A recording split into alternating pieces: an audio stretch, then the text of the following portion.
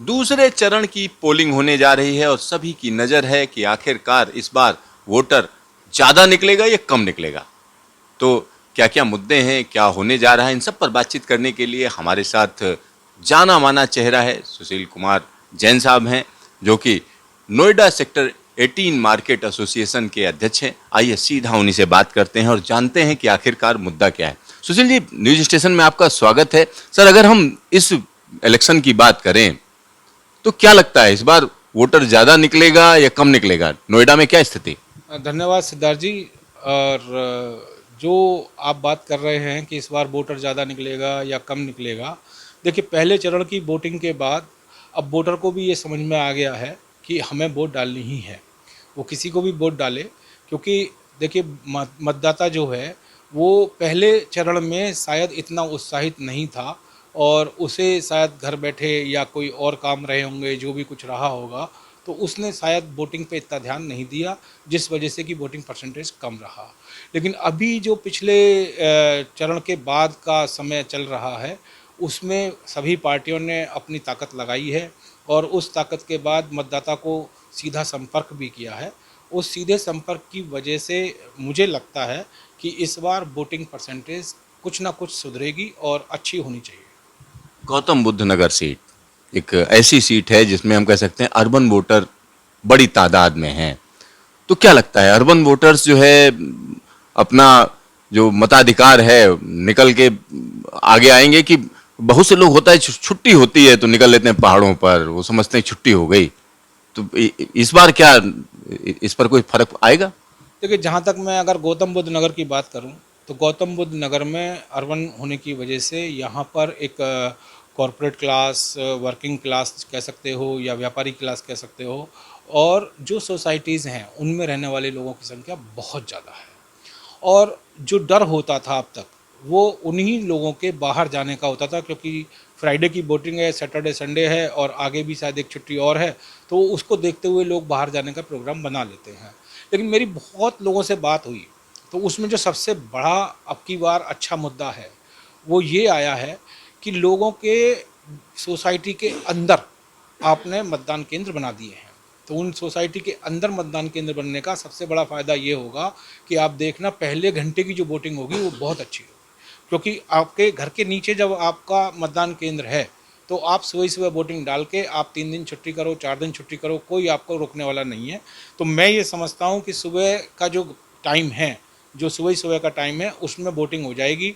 कुछ परसेंटेज होगी जो फिर भी छुट्टी मनाएगी, लेकिन एक वोटिंग आनी चाहिए। जो इस बार प्रयास किए गए हैं, जिस तरीके से हर सोसाइटी में मतदान केंद्र बनाए गए हैं, उसका बहुत फ़ायदा होने वाला है। वोटर बाहर निकल के आएगा। वोटर बाहर निकल के आएगा, ऐसा आपका भरोसा है? अच्छा, नोएडा की जब हम बात करते हैं, गौतम बुद्ध नगर की बात करें, तो इसमें इस बार के जो मुद्दे हैं, इश्यूज की अगर हम बात करें तो आपकी नज़र में क्या क्या इश्यूज हैं? देखिए, जहाँ तक अगर हम व्यापार की बात करते हैं, तो व्यापारियों के जो मुद्दे हैं वो टैक्स टेरर को लेके हैं। व्यापार टैक्स के साथ जुड़ा हुआ है सीधा सीधा। तो अब पिछले सालों में जो हुआ है, स्पेशली जो अभी साल गया है, उसमें लगभग सभी व्यापारियों को जीएसटी के नोटिस मिले। तो जीएसटी से ज़्यादा परेशानी व्यापारियों को है, और ये बात हर लेवल पर रखी भी गई है और सरकार तक पहुंचाई भी गई है कि सरकार कोई ऐसा साधन लेके आए जिससे कि जो इंस्पेक्टर राज है वो स्थापित ना हो, जो कि अभी डर बना हुआ है कि इंस्पेक्टर राज ना बन जाए। तो जिस तरीके से नोटिस आए हैं, उससे व्यापारी थोड़ा परेशान है। लेकिन व्यापारी को भरोसा भी है कि अगर ये गवर्नमेंट जीएसटी लेके आई है, तो यही गवर्नमेंट उसको जो सरल तरीका है उसे अपनाने में अपने प्रयास करेगी। तो उस प्रयास में जो हम कहते हैं, सबसे पहला काम हम ये कहते हैं कि जीएसटी में इतने बदलाव हुए, उन बदलावों को एक तरफ करके आप एक नया जीएसटी लिखो, सरल जीएसटी लिखो, जिससे कि लोगों को किसी भी कानून के बारे में भ्रम ना रहे। आज ये कानून था, कल ये हो गया, परसों ये हो गया, और उसका फ़ायदा इंस्पेक्टर राज आने में होता है कि कल तो ये कानून था, आज ये हो गया, कल किसी चीज़ पे टैक्स कुछ था, आज कुछ हो गया, या कोई चीज़ बाहर थी, आज अंदर हो गई।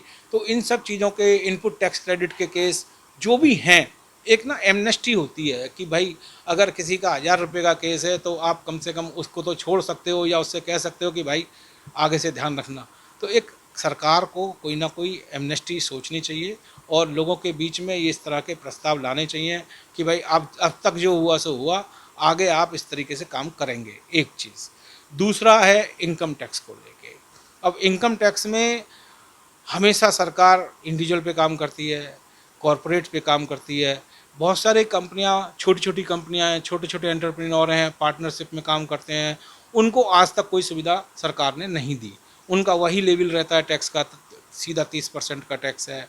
तो उनको भी सरकार को कोई सुविधा ऐसी लानी चाहिए जिससे कि उनका भी टैक्स में थोड़ा बदलाव हो और टैक्स कम लगे।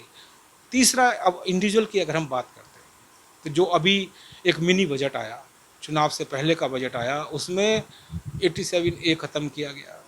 उसमें और कई चीज़ें आईं, कोई राहत टैक्स के मामले में लोगों को नहीं मिली। तो जब ये पूर्ण बजट आए तो उस समय सरकार को अपने वोटर का हित, जिसकी भी सरकार बने उसे अपने वोटर का हित साधना चाहिए और उनको एक सुविधा, ऐसी सुविधा देनी चाहिए देश के विकास में टैक्स भी मिले और देश को विकास करने के साथ साथ लोगों को राहत भी मिले। उस राहत के लिए काम करना है। तो बहुत सारी चीज़ें होती हैं, मान लीजिए आपने किसी को टैक्स की छूट दी है और आप उससे समझते हो कि देश में थोड़ा कलेक्शन कम हो जाएगा, उसके कलेक्शन के साधन और हो सकते हैं, तो उन पर थोड़ा ध्यान देना चाहिए। उनको, सरकार को सुविधाएं इंडिविजुअल को भी देनी चाहिए, सबको देनी चाहिए, जिससे कि कम से कम उतना ज़रूर देना चाहिए कि जैसे हर आदमी का एक 10-5% का गेन होता है हर साल, तो उसको ये नहीं हो कि मैंने पिछली साल अगर लाख रुपए कमा के टैक्स दिया था और इस बार मैं 1.5 लाख पे टैक्स दे रहा हूँ। तो उतनी छूट तो सरकार को देनी चाहिए कि सब इतना आपका हो गया होगा तो आप इतना ही टैक्स दो जिससे कि आपका भी काम चले। देखिए, घर चलाना बहुत ज़रूरी है, इन्फ्लेशन अपनी तरह काम करता है, तो सबके साथ में अपनी अपनी सुविधाएं मिलनी चाहिए। इस बार अगर हम देखें तो कहा जा रहा है डबल इंजन की सरकार, अब की बार 400 पार। तो यहाँ जब यूपी की बात करते हैं तो बहुत से लोग लॉ एंड ऑर्डर की बात करते हैं, कहते हैं कि थोड़ा गुंडाई कम हुई है, लॉ एंड ऑर्डर बढ़ा है। क्या सोचते हैं इस बारे में आप? देखिए, योगी जी के आने के बाद अगर हम उत्तर प्रदेश की बात करें तो उत्तर प्रदेश में चारों तरफ ये बात, चाहे वो छोटे से छोटा व्यक्ति हो या वो बड़े से बड़ा व्यक्ति हो, उसके दिमाग में ये बात धर कर गई है कि आज का जो शासन है वो कहीं ना कहीं हमें एक सुरक्षा की भावना देता है और हमारे ऊपर उस तरीके का दबाव कहीं से भी फील नहीं होता है जो कि पिछले समय में गुंडई होती थी। उस गुंडई से योगी जी ने, चाहे वो बुलडोज़र बाबा बन के या जिस तरीके के एक्शन करके लोगों में एक डर बिठाया है और उस डर की वजह से काम करना लोगों का आसान हुआ है। आज जो ये सब चीज़ें फील की जा रही हैं, इसका सीधा सीधा असर वोटिंग पे ज़रूर पड़ेगा। वोटिंग पर इसका असर आएगा। सुशील जी, एक और चीज़ हम जानना चाह रहे हैं कि वोटर्स के लिए कोई संदेश देना चाहें, कुछ बोलना चाहें? देखिए, मैं तो वोटर्स से यही कहना चाहूँगा कि देश के जितने भी मतदाता हैं वो मतदाता अपने मताधिकार का यूज करें। उनको जो अच्छा लगता है, जिसको वो भी चाहते हैं, चाहे वो गलत को चाहें, सही को चाहें, जैसा भी उनका मन है, वो अपना वोट जरूर डालें। उस वोट डालने से ही उनकी सोच, उनकी सरकार बनेगी और उनके लिए आगे काम करने वाली सरकार आएगी। अगर वो वोट नहीं डालेंगे तो फिर अगले 5 साल तक वो इसी बात को रोते रहेंगे कि ये सरकार ऐसी है, ये सरकार वैसी है। या तो वो अपने जो भी उनके रिप्रेजेंटेटिव हैं, जो सांसद बनने के लिए खड़े हुए हैं, उनसे जाके पहले से अपना पूरी बात करें कि साहब हमें ये सुविधा चाहिए, अगर आप आके दे पाओगे तो हम आपको वोट देंगे। और अगर उन्हें वहाँ से कोई भी संतुष्टि मिलती है, मैं ये तो नहीं कहता कि साहब आप 100% किसी से कोई चीज़ करा लोगे, लेकिन ये ज़रूर है कि अगर आपने 4 मांग रखी हैं तो कोई एक मांग भी अगर आपकी पूरी हो जाती है तो फिर अगले 5 साल बाद आप बाकी 3 मांगों के लिए लड़ सकते हो। तो कहीं ना कहीं आपको दबाव बनाना समय से चाहिए और उस दबाव के साथ साथ आपको फिर भी वोट डालनी चाहिए कि बिना वोट डाले आप अपनी सरकार के जो लाने की सोचते हो या जो सुविधाएं अपने लिए सोचते हो, चाहे वो फ्री बिजली हो, फ्री पानी हो, कुछ भी हो, अगर आपको वो चाहिए या आपको और कोई सुविधा चाहिए, जैसे मैं कहता हूँ टैक्स में हमें सुविधा चाहिए, मैं अगर वोट नहीं डालूंगा तो वो सुविधा मुझे नहीं मिलेगी। मैं जिससे चाहता हूँ कि ये मुझे कर देगा, मैं उसे वोट दूंगा। तो इसी तरीके से सभी मतदाताओं को इस तरीके से वोट जरूर देनी चाहिए। सुशील जी, आपका ढेर सारा धन्यवाद। Thank you. यहाँ पर हम अपने सभी जो दर्शक हैं उनसे कहना चाहेंगे कि लोकतंत्र की सबसे बड़ी ताकत होती है वोट, और वोट की चोट आप दीजिए, जो आप चाहते हैं वो आपको मिलेगा। और एक बड़ा उत्सव चल रहा है, लोकतंत्र का बड़ा उत्सव चल रहा है, उसमें आपकी भागीदारी जरूरी है। कैमरामैन शकील अहमद के साथ सिद्धार्थ, न्यूज स्टेशन, नोएडा।